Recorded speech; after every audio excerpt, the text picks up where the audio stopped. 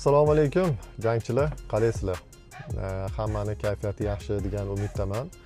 Xo'p, sizlarning e'tiboringlarni mana shu hozir mana post qildim. Yaqinda o'quvchimizning feedback izohiga, kommentariyasiga. Shunga e'tiboringlarni qaratmoqchiman. Ko'p narsa shu odamning o'ziga bog'liq. Juda ham ko'p narsa. Men hamma narsa deb aytsam ham bo'ladi.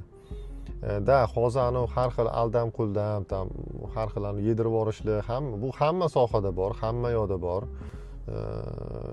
Tradingda ham bor. Lekin mana to'g'ri mentordan to'g'ri bilim olib, o'sha narsaga ishonib, harakat qilib, mana yurakda olov bilan deydi-yu, vaqt ajratib, qunt qilib qilsa, mana natija bo'ladi. Bu birinchi marta emas, misol uchun biz bunaqa post qo'yayotganimiz. Men oldin ham qo'yganman bunaqa postlarni. Xudoga shukr, shogirdlar yaxshi pul topib ishlab yurishibdi.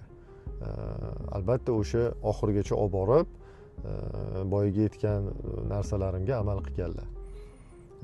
O'shanga demoqchimanki, ishonch yo'qotish kerak emas, harakat qilish kerak, sabr qilish kerak. Aytganini qilish kerak, o'shanda natijaga chiqsa bo'ladi. Mana hozir misol men bu odamlarga kerak emasman. Mana malatsi o'zligisi ishlab, natijalar qilib, mustaqil bo'lib yurishibdi. Men bundan ham ko'proq omad va muvaffaqiyat tilayman shu o'quvchilarimizga, shogirdlarimizga. Xo'p, undan tashqari yana bir narsani aytib o'tmoqchiman. Mana signal beryapmiz, ishlayapsizlar, daromad qilyapsizlar. Menga adminimizga, menga kelyapti odzivlar.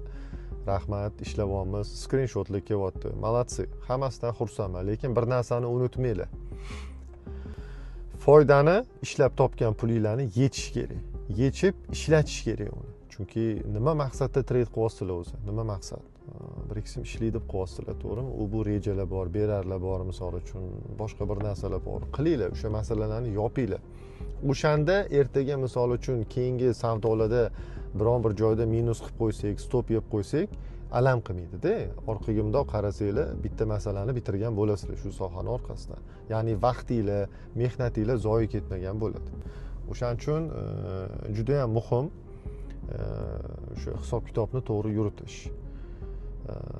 Dam olish kunlarini yaxshi o'tkazinglar. Hammangizga omad, oila, bola-chaqa davrasida, do'stlar davrasida o'zingizlar uchun vaqtinglarni ajratinglar.